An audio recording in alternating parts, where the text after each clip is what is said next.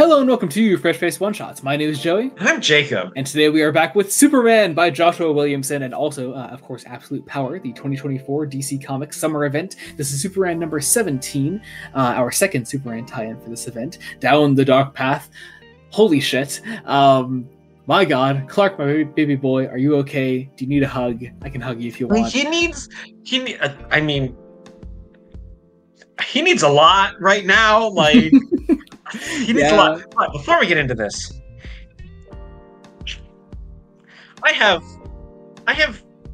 this one mixed feeling, right?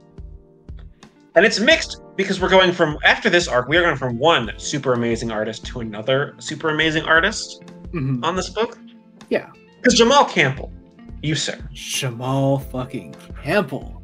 Oh like, my yes, God. yes, we're getting Dan Mora, and Dan Mora is... We will never complain about Dan Mora. But also, this issue fucking opens on Jamal Campbell drawing Superboy Silver Age era Superman. Like, come on. This, like, it looks so good. It's so fucking good. And again, we're going from Campbell to Mora, so we're going from a fine wine to an equally good fine wine. Yeah. But I know I mentioned it definitely in the last issue, but like Jamal Campbell defined so much of what this run looked and felt like in the early issues for me. It is weird going to an amazing artist like Dan Mora, but it still just feels a little weird because I love Jamal Campbell so much. He's done such great things with this run. Also, and the proper title of this of this story is a Beatles pun. Magic Misery Tour. Yeah. Magic Misery Tour. Yeah. We are once again something I brought up in our last Wonder Woman one shot, and I'll bring it up again here.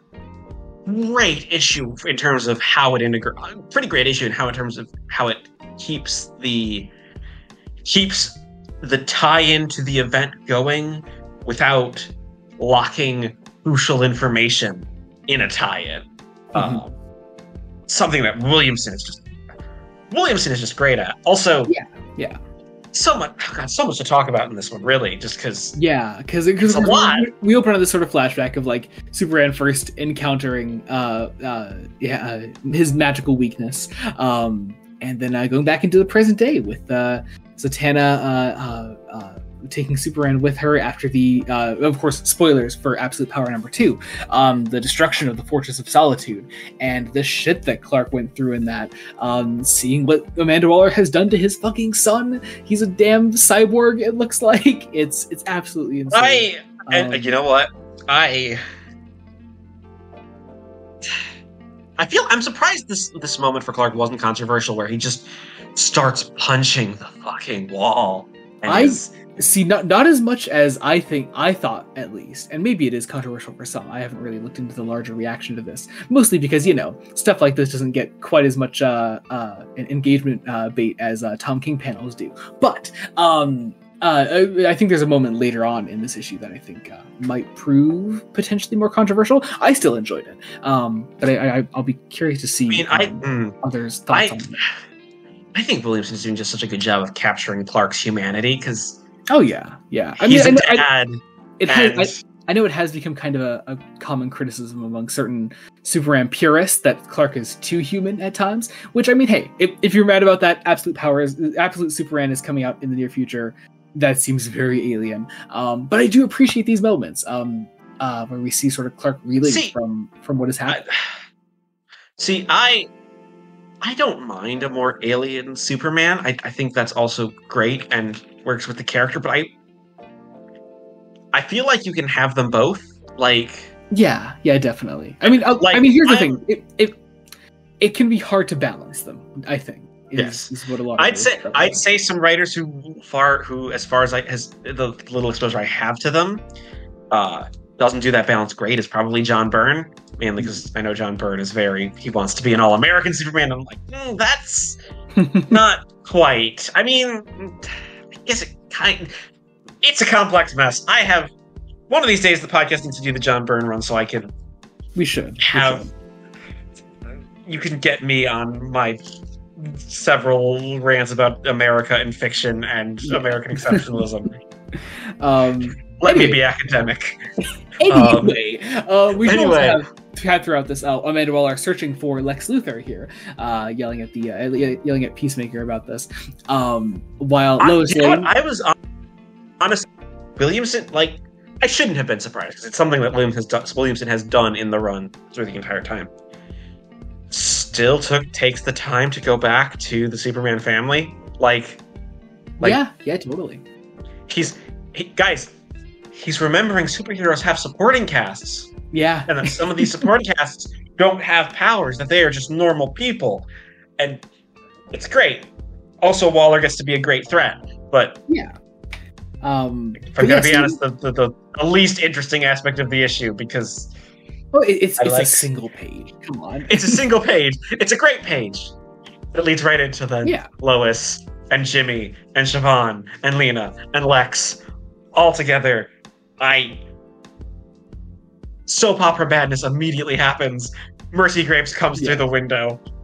People and hugs Lex because she misses him and couldn't find him, and only just now learns that Lex has amnesia. Lex has amnesia. It is the ball. The penny starts to drop. Yep. Also, Lois in a mechanized super suit. Is this how we're getting Superwoman Lois Lane? I'll take it. I will absolutely take it. Yeah, because that very much seems like it's what we're going for. And I'm here for it. And honestly, like, the dialogue is great. Don't get me wrong. Williamson's created dialogue.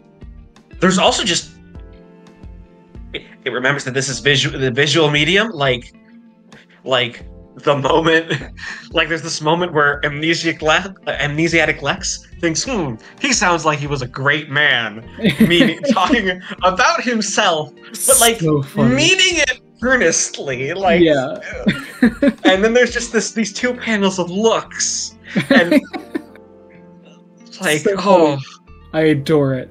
But yeah, anyway, we catch back up with Clark and Zatanna then, who come across some of Amanda Waller's soldiers burning down Swamp Thing shit, like yeah. Oh god, it's so sad. And you see Clark just go into this rage then, fighting off a bunch of these soldiers and Zatanna as well. We should say their mission is they are searching the dark roads to try to find a way to get Zatanna's magic back. Yeah. And I kind of want Williamson to maybe write a magic-based book, but like also Joshua Williamson, you are writing a lot right now, and I know you're scaling back, so we don't need to put extra on your plate. But I know. But also he's leaving Green Arrow. He has time. He can do it. Joey, I don't want his plate to get too full because I don't want him to leave this book. I'm having too much fun with this. That's true. Please don't leave Superman anytime soon, Williamson. Please. I feel like you're going to. Please don't. Anyway, all that said, we fight these soldiers. We find this book. The Queen of Fables. Yes, it seems to have this TARDIS in it. It's a doorway. Okay, it's a doorway. Yeah, it totally looks like a TARDIS. That paneling. It is. Paneling. I had to blink and realize that's just a door. I'm like, are you Mr. Campbell? Mr. Campbell, hi. That's also just our own brain rot though. Come on. Are we insane, or are you secretly a Doctor Who fan? That I think both are possible. So anyway, we read out the words from this book, and we get transported to this bar of magic people. Who are hiding out. Bar of largely villainous magic people. Yeah. And this is the moment that I fear might prove controversial, because Clark gets very confrontational with these guys. And I get and appreciate what Williamson is going for, but I think it's one of those panels that could easily be taken out of context and just be like, see, Clark being aggressive, you know? If I may counterpoint, out of context, it looks really bad. I think the context changes it enough to be, this man is reeling from his son, from being kind of a mess. But Jacob, you know comic book Twitter can't view anything in context. It's come on.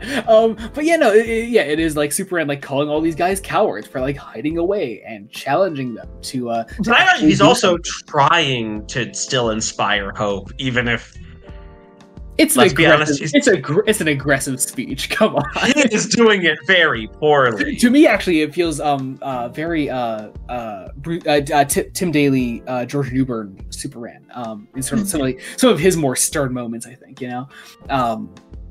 I think Yeah, I think that's it kind of feels like. That's definitely what it feels like.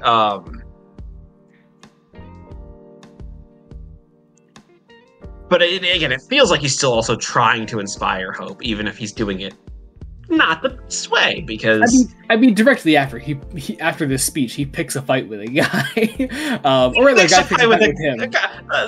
Our character who beat him the fuck up in the flashback. So yeah, it's it's also kind of a mutual fight picking. Let's be fair. Yes. Yeah, guy tries using magic. Superman pretty much like it looks like he throat punches him. Like, oh, he does. He throat punches him. We can't get the words to the magic spell out. Mm-hmm.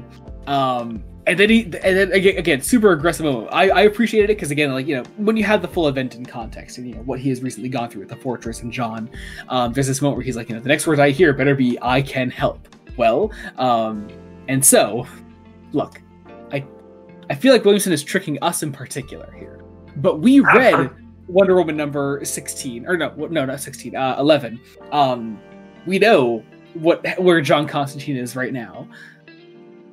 But I feel like he's kind of setting up John Constantine at this moment, or trying to make people think it's John Constantine. We've got a guy smoking, pouring himself a drink. You see just like the top of his hair, and then it turns blonde, also immediately shady.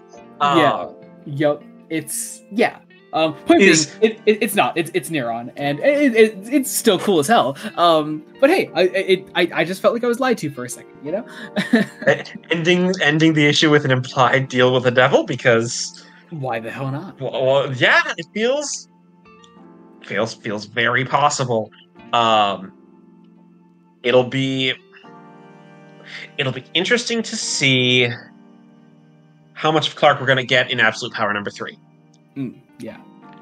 Because I believe that Absolute Power 3 comes... Should come between this and the next Superman tie-in, yeah. Unless, the caption implies to be continued next issue, so maybe next issue comes out... Or, hey, Superman could also just not feature in Absolute Power 3 heavily. This is, again, also possible. I could definitely see other characters taking the reins, and it would still... because I did think that last Absolute Power issue in number 2 was fairly Superman-focused. But probably do something a bit more Bruce-focused, maybe. I was going to say, has Batman been getting... Because I know you've been reading... Yeah. It's been a big him and Selena Kyle story, actually, which has been kind of nice. But no, he could definitely take center stage in the next issue of Absolute Power. But who knows? We'll see. We'll see when we read the next one. So, yeah, I think that about does it. Also, oh my gosh, Williamson packed so much into this issue. Like, oh god, yeah, absolutely. This issue, in a good way, felt like it was double length. Yeah, to me at least. Big boy issue. Even though it's not, it's standard 24-ish pages. Yeah. Anyway, I think that does it. Check out other Fresh Face one-shots that we do. We cover, obviously, Superman by Joshua Williamson, but also Wonder Woman by Tom King, Batman the Brave and the Bold by Various, because it's an anthology. We're also obviously covering the summer DC event of 2024, Absolute Power, as well as the current Batman miniseries, Death in the Family, Robin Lives, the alternate timeline where Jason Todd survived. We also recently started our first Marvel Fresh Face one-shot with The Uncanny X-Men by Gail Simone. Had a fantastic first issue. Be sure to check that out. Also check out the main podcast. We just yesterday, at the time of this coming out, released our episode on Thor the Accursed with our good friend Connor, Genesis of Androzani. He was on that. That was a great time. And next episode of the podcast, we're getting back into some Tom King Batman. So check that out. Another new guest, most likely. Yeah, another new guest. Yeah, lots of new guests happening right now.